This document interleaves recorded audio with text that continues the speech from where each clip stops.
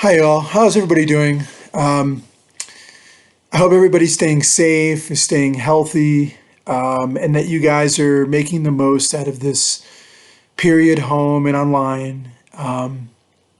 Thank you for being patient with me. It's taken me a little while to figure out the technology. I'm still apparently back in like 2008, 2010, but here I am, right? So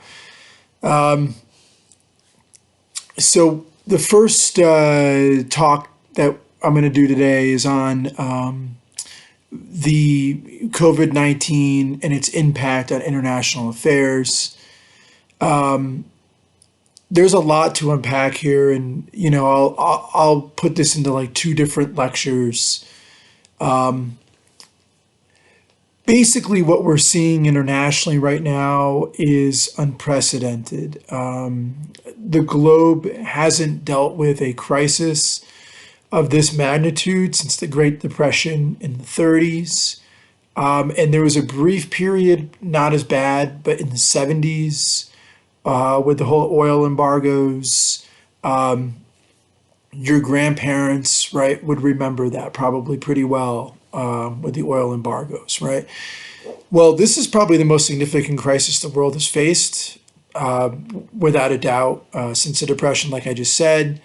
And what's making this like pandemic even worse is the fact that not only are we dealing with a global public health crisis, clearly, but also a full scale breakdown of the global economy.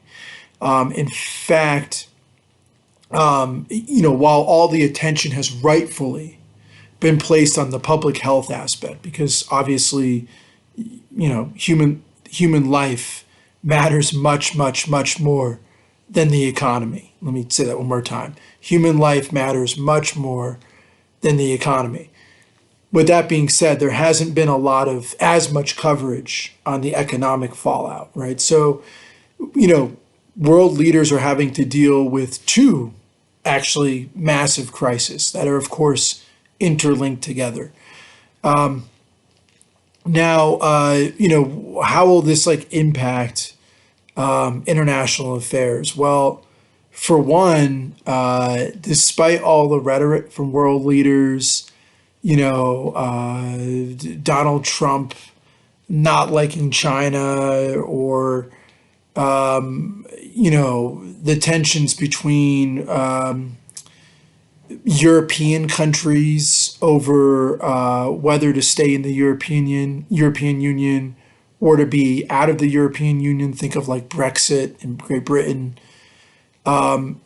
Despite tensions between the United States and Russia, despite tensions between Israel and the rest of the Middle East nations like Iran, all of these countries all of a sudden, right, are dealing with the exact same problems now.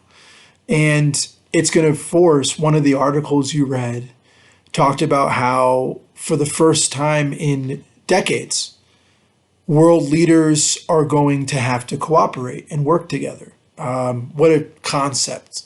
Human beings coming together and actually cooperating and working on some level of like universal understanding and compassion. What a concept. But one of the articles you read talked about how that may be one of the effects of this, is that it brings the world closer together. It forces more cooperation between different cultures and nations, that absent a crisis like on this level wouldn't be doing so at all. So that's one way this could impact international relations, and we'll focus on that more in a future lecture in more detail. Another way that these twin conflicts, again, the public health crisis, which is unprecedented, we've had globally, and this economic aspect of it, the crash of the economy, could also create another condition in international relations, and that is people could become way more skeptical. This is one of your other articles from last week. People could become way more skeptical of globalization and stop believing in it altogether. The idea behind that is, maybe this virus has been able to spread so quickly because of air travel, right?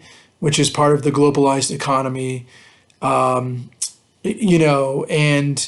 due to the size of the global economy and how intertwined everything is, we have more contact with each other than we've ever had before.